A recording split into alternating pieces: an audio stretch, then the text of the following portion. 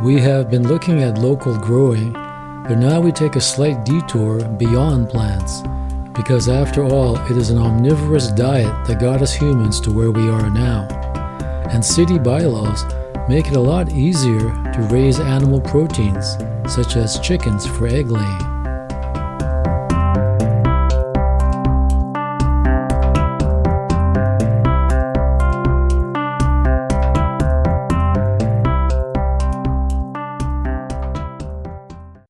My family and I in early COVID had just a family discussion. It was around the time when eggs just were hard to find in the grocery store, and we thought it would be a nice to add a little chicken coop.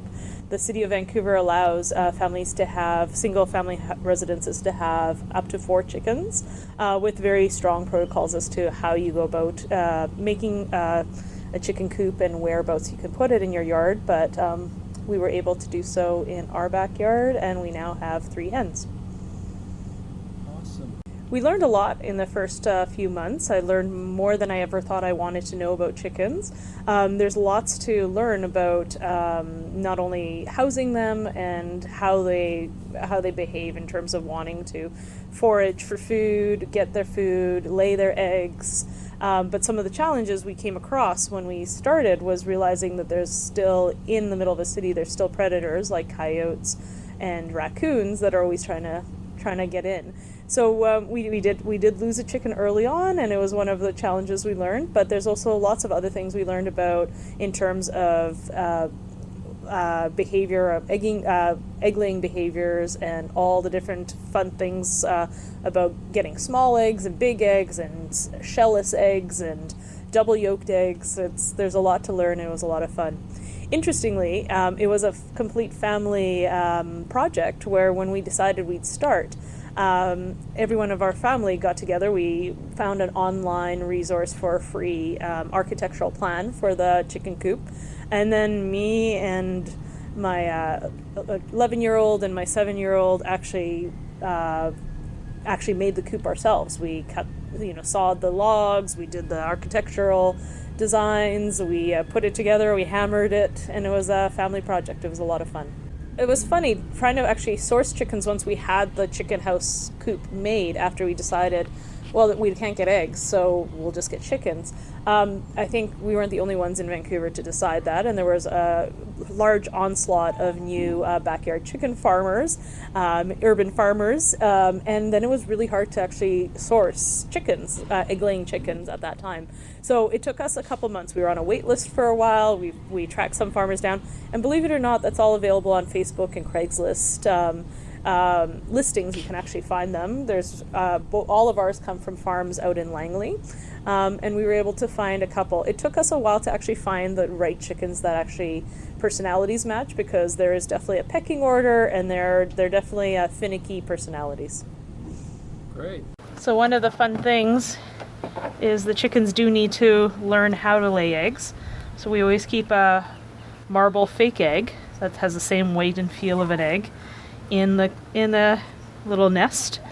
They made the nest themselves, so we just put some straw and then they make it themselves. And you leave an egg in there, and they actually lay real eggs alongside the fake eggs. So if you're wondering about different colored eggs come from different chickens, and we actually have 3 heritage breeds. All 3 of our chickens are different type of chickens. This egg specifically is an off-white, almost blue-colored egg, and there's some chickens that do blue and green eggs, so this is a light blue egg. The consistency and taste, I find it depends on the food they're eating, so I actually do taste a difference between our eggs and store-bought eggs. Unfortunately, it isn't much cheaper to raise chicken and the cost of eggs, because the cost of food is about the same as the cost of store-bought eggs in the end. And they don't lay all year round. They do take time off, usually because of the heritage breeds. These chickens aren't specifically geoengineered or bioengineered, so I should say, to make as many eggs as possible. these ones make eggs usually once every 22 hours when they're on a laying streak, which can last about 8 months. So sometimes we can end up with 3 or 4 eggs a day. Right now, we have had no eggs for the last 4 months, and then one chicken just started laying eggs last week. Usually around now, when it's Easter and things are warming up, is when we'll start getting new eggs. So we're hoping by a month from now we'll have 3 eggs every day again. If you see the different types of chickens, we have 3 different breeds, and when they turn around you'll see that their comb, the red part at the top of their heads, is quite bright red. Now, this egg came from that gray looking chicken, which is a nice, she produces light blue eggs. This one in the front, her comb is bright red as well, but she hasn't started laying eggs this year. I'm hoping that it happens any day now, because how bright red she is indicative that she will start laying soon. And she lays large, dark brown, almost black chocolate milk, dark chocolate black eggs. So it turns out that chickens can survive a winter all by themselves. We don't need to do anything specific to a Vancouver winter. It's a bit cold and a bit miserable sometimes for the life of a chicken, but generally they're okay. They actually take themselves to bed every night into a coop. Chickens like to actually go high to sleep. So they actually have a bar in the upper part of their coop where they'll nest together. They'll stand on sleep on a bar, but they'll all huddle together. So that's how they keep warm during the winter, which is pretty fun.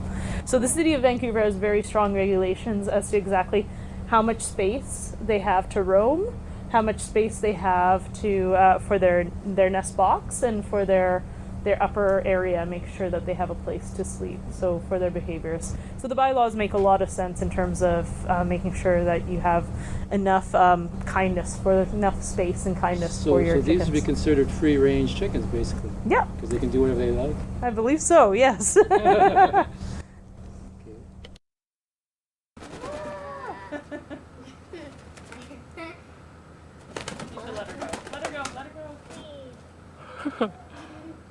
She tries to fly. You can not have that part in. So beyond raising for eggs, some people ask if we're going to eat the chickens afterwards, and these are actually a breed specific to egg laying, so they're sinewy and they wouldn't be any good for eating. Plus, I don't think that we have it in us as urban farmers. But we don't really know what we're going to do with them at the end of their lives. This is a new adventure for us, so I guess we'll have to wait and see.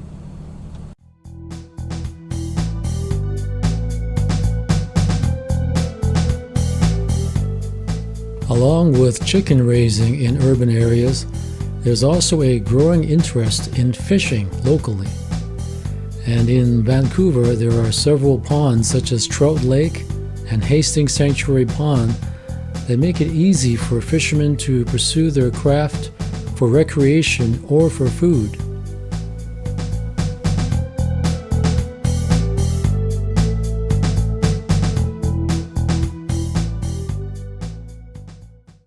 We're here at Sanctuary Pond at the P&E grounds. It's an artificial pond that was created quite a few years ago. It's stocked with trout every year. And because I live quite close to this pond, I often fish here. It's stocked with rainbow trout. It's been recently stocked, and they have a dock, and the only place you can fish is on the dock. But you can use worms, you can use spinners, spoons, artificial worms. Anyways, this is a place that provides a place for kids and adults to fish. Usually it's stocked in March. It was stocked recently, March 17th. It might be stocked again once or twice before the end of the year. Good fishermen know when the fish are biting, what time of the year, and what time during the day. They know the right location on the lake or on the river. There's the thrill of catching a fish, especially a bigger fish. Also, lakes and ponds can be quite tranquil. There's waterfowl. There's you can see eagles sometimes. You can see cormorants. You can see herons. Well, I like being out in the fresh air, and by a nice lake or a pond. There's lots of things to see, and you can talk to other fishermen, and some of the lakes and ponds that I go to are stocked with rainbow trout every year, like Sanctuary Pond at the PNE, or Deer Lake, or Como Lake. There's quite a few lakes that are listed online that you can go and catch fresh rainbow trout.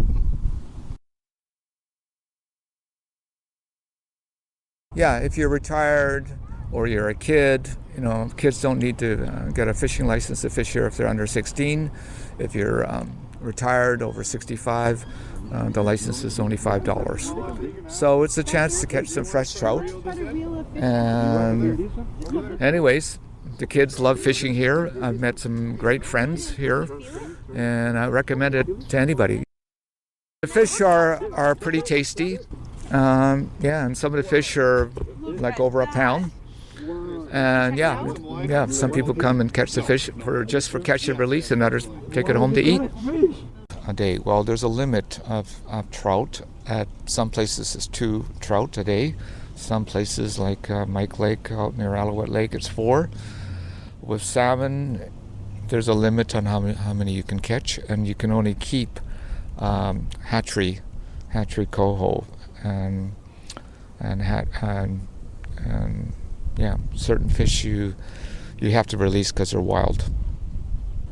There's a lot of ways to cook fish. You can fry it, you can steam it, you can bake it. Yeah, there's a lot of ways to fish.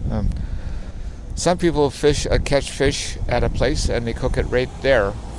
They start a campfire, or they have a portable stove and they cook it right where they catch the fish.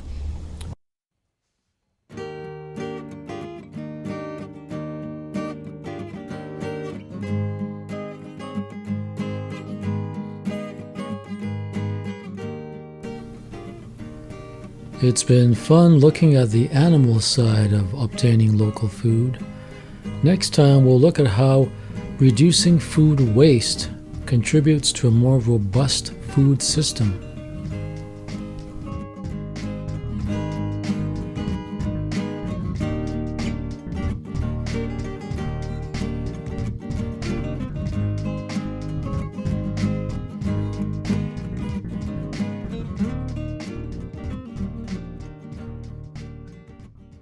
When the time comes to fly away with you, there won't be that much to do but hear your siren song and taste the nectar all summer long.